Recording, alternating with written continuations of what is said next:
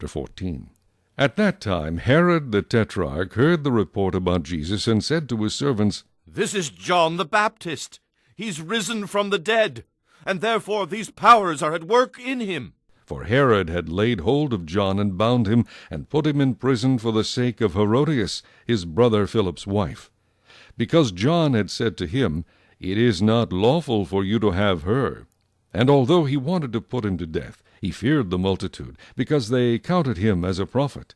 But when Herod's birthday was celebrated, the daughter of Herodias danced before them, and pleased Herod.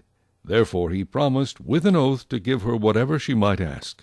So she, having been prompted by her mother, said, "Give me John the Baptist's head here on a platter." And the king was sorry. Nevertheless, because of the oaths, and because of those who sat with him, he commanded it to be given to her.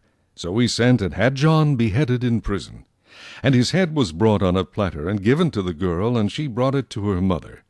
Then his disciples came and took away the body, and buried it, and went and told Jesus. When Jesus heard it, he departed from there by boat to a deserted place by himself.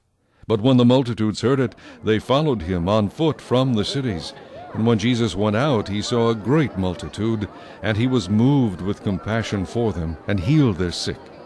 When it was evening, his disciples came to him, saying, "This is a deserted place, and the hour is already late.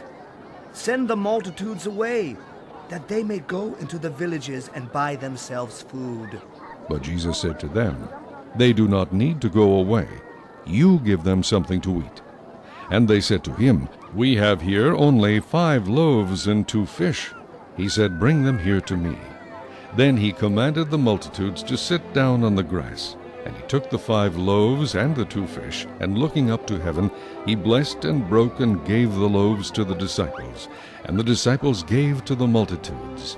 So they all ate and were filled, and they took up 12 baskets full of the fragments that remained.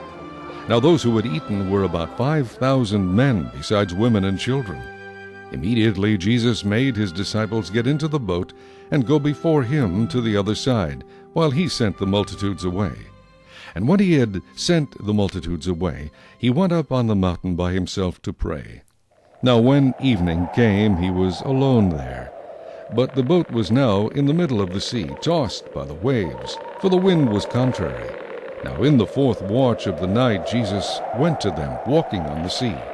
And when the disciples saw him walking on the sea, they were troubled, saying, "It is a ghost," and they cried out for fear.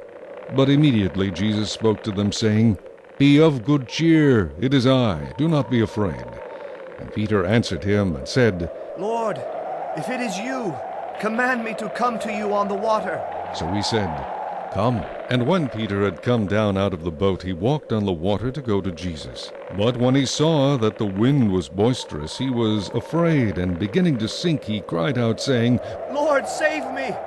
And immediately Jesus stretched out his hand and caught him, and said to him, "O you of little faith, why did you doubt?" And when they got into the boat, the wind ceased. Then those who were in the boat came and worshipped him, saying, "Truly, you are the Son of God." When they had crossed over, they came to the land of Gennesaret. And when the men of that place recognized him, they sent out into all that surrounding region, brought to him all who were sick, and begged him that they might only touch the hem of his garment. And as many as touched it were made perfectly well.